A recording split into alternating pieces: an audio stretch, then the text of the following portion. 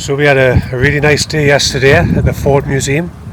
So today we're going to do Greenfield Village, which is right next to the museum. That's why you can ride on the Model T. Lots of other things to see and do. Train rides, so we're going to horse and carriage ride. So we'll spend the day here and keep you posted.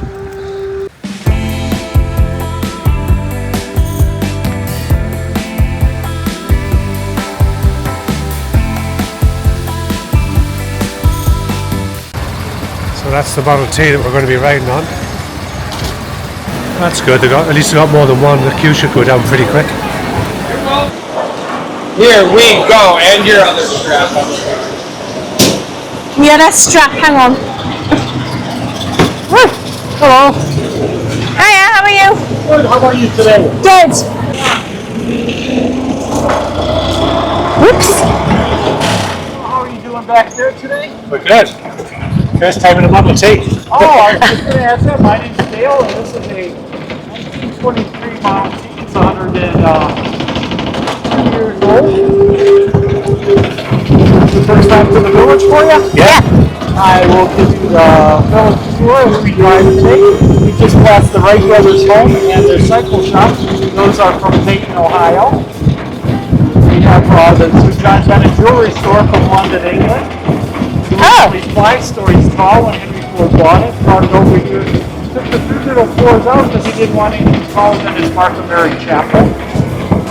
He had that designed for the village here for his name for his mother and mother-in-law. It's right across the village green from the town hall. We've got our one-room schoolhouse with a doctor's box.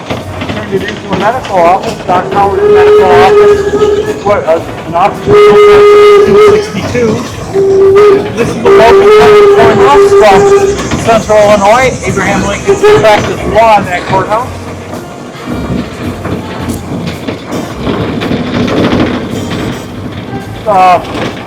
Scott Settlement School, the first school Henry Ford attended, and we've got our newest building in the village, the Jackson home from Selma, Alabama. Dr. Jackson started with Dr. Martin Luther King.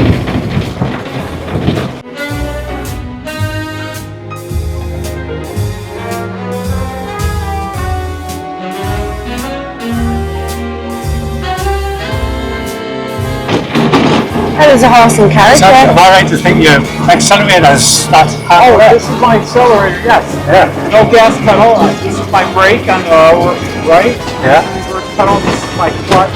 Okay. And my clutch determines what gear I'm in, low gear or high gear. So when I press it all the way down, I'm in low gear. Yeah. All the way, now I'm in high gear.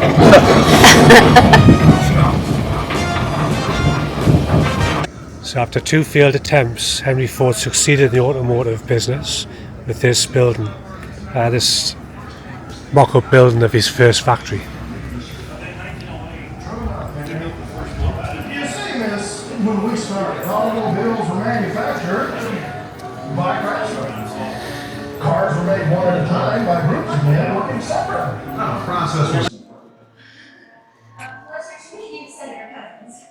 certain evidence. 1860s. 1860s, yeah. Yeah. He was making and bottling horseradish and just sold it to people in the hometown.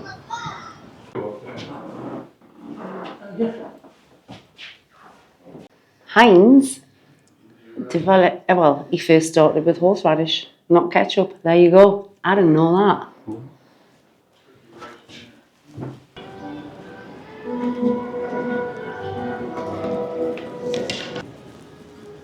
Thomas Edison's work.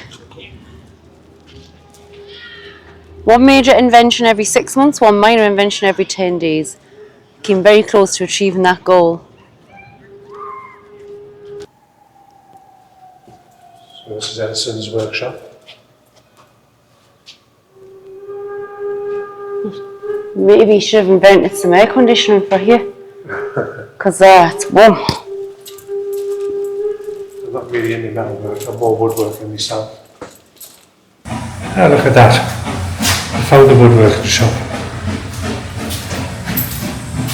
I think you should have gotten his apprentice to sweep up the wood shavings though before they left.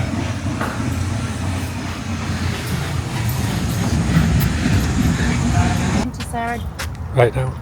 Sarah Jordan boarding house, distant relative of Edison. But this was one of the first homes ever to be wired for electrical light. Sarah Jordan boarding house. I think it's Michael Jordan's great grandmother. Just because I was guessing.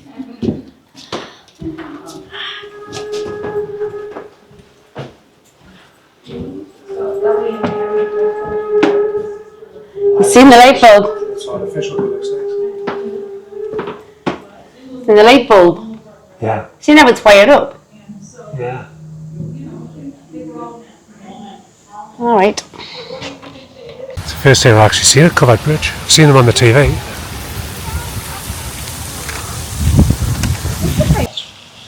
Yeah. This is Edison's homestead. It was his grandparents' home. Well, the grandparents' farm, and he used to visit the barn all the time. So it's kind of almost where he grew up. We'll have a quick peep inside because then we're heading on to a train.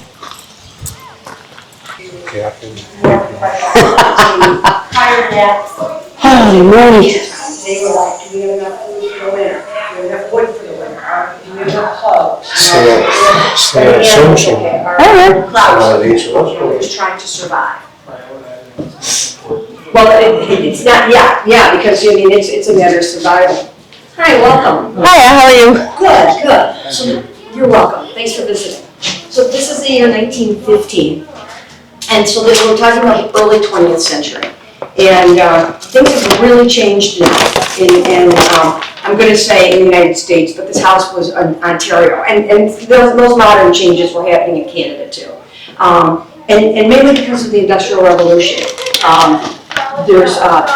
People have more leisure time and they have disposable income now. For the first time in history, and when I say people, I mean like working people, farm people. Prior to this, you had farm people, you had laborers, and then you had the ultra wealthy. You know, there was nothing that was, the middle class did not exist. By 1915, the middle class is now pretty firmly established and just growing.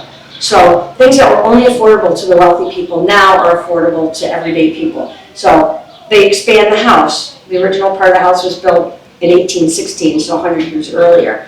They expand the house to accommodate all these modern things. They have cast iron stoves. Cast iron stoves have been around since the early 1800s, 1830s, and such, but never affordable on a scale for everyday people until the Industrial Revolution. We have phones, we have a refrigerator, we even have a pump to pump in water inside the house.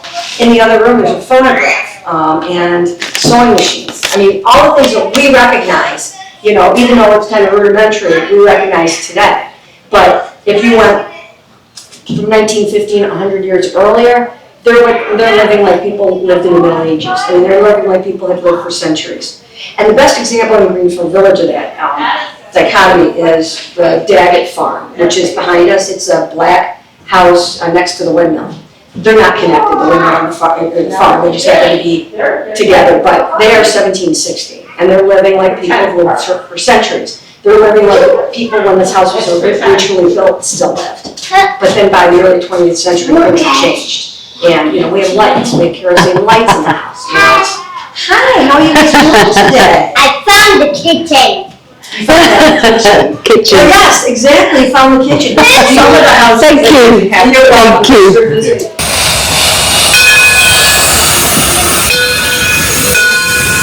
Passing the historic Susquehanna plantation, built in 1825 in St. Mary's County, Maryland. It was owned by Henry and Elizabeth Carroll, a prosperous family who held lavish parties in that plantation house. Samuel Daggett and the family lived and worked on the farm prior to the American Revolution.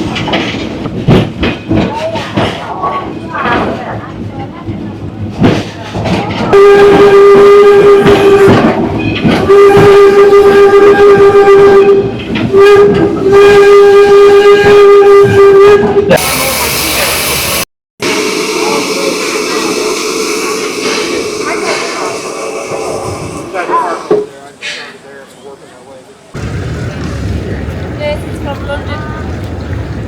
It's come from London. The John Bennett jewellery shop.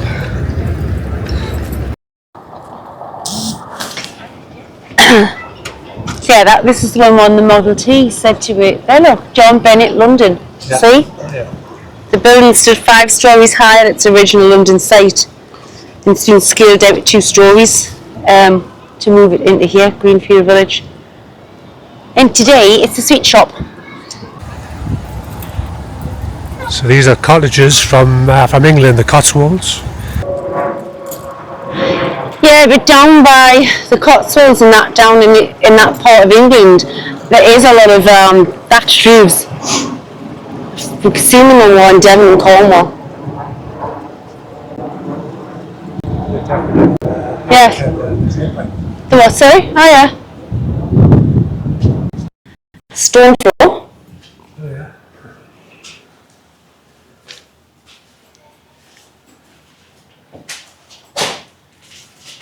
Everything's stone.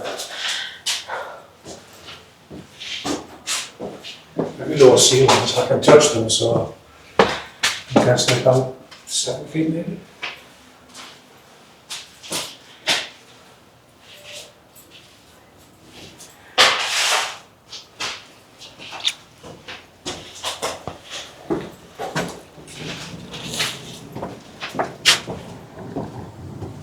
Typical English garden, lots of flowers. Well, I don't see how thick the patio there is a typical English garden from that era. Nope.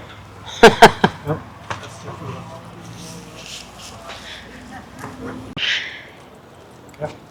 So this area here is Cotswold Cottage. Henry Ford was so taken with the honey-coloured stone buildings of the Cotswolds that he purchased this one for Greenfield Village in 1930. He had it dismantled by English craftsmen and shipped to Dearborn and reassembled in Greenfield Village.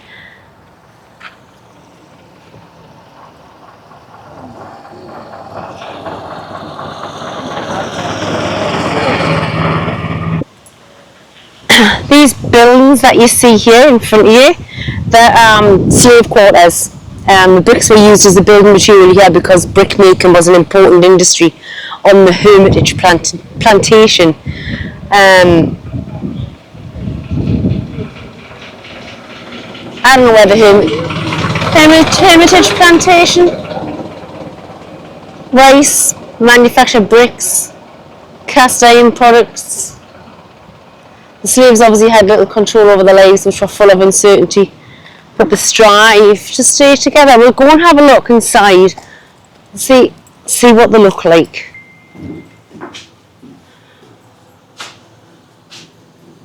Enslaved persons throughout the South were not passive victims. They endured and resisted their bondage. Some rebelled in quiet ways. They slowed down their work. They repeatedly broke tools, or they secretly...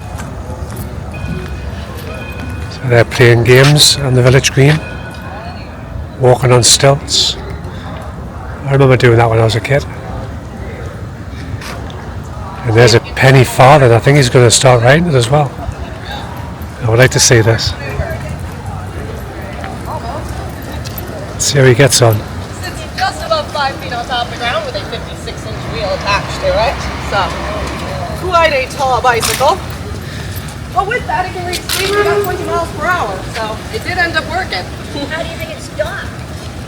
You very, very carefully is how you do it. But to get on, I've got my little handlebars here, a couple kicks for some speed, and you can pop right up into that.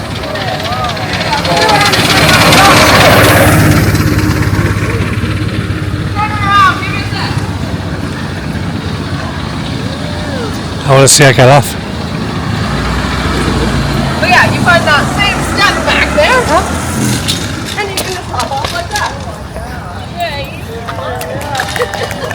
Very carefully is how you stop there. Thank you. Oh, sorry. They're very, very fun bicycles.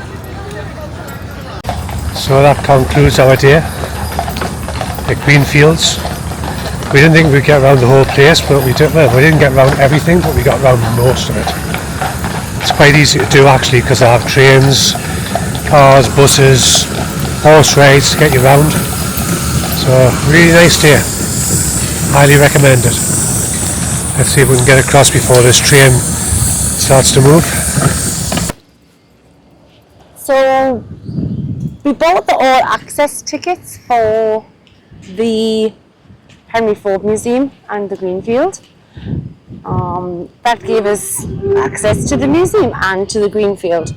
The other thing it gave us was a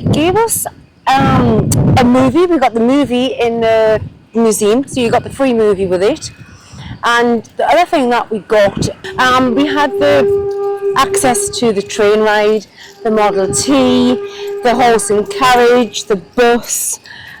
What else was there? Oh, the carousel ride. We didn't do all of them, but if you didn't have the all access tickets, it didn't give you your Model T ride, your train ride. So that was like an extra cost once you got into the park.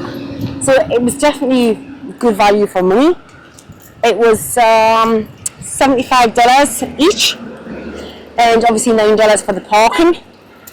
But the tickets for the all access, yes, we've only done 2 days, but you can use those tickets over 2 to 3 days. Well worth the money, in my opinion, rather than getting to the park and then having to queue up to buy tickets for the Model T and then tickets for the train, etc., etc. Well worth it.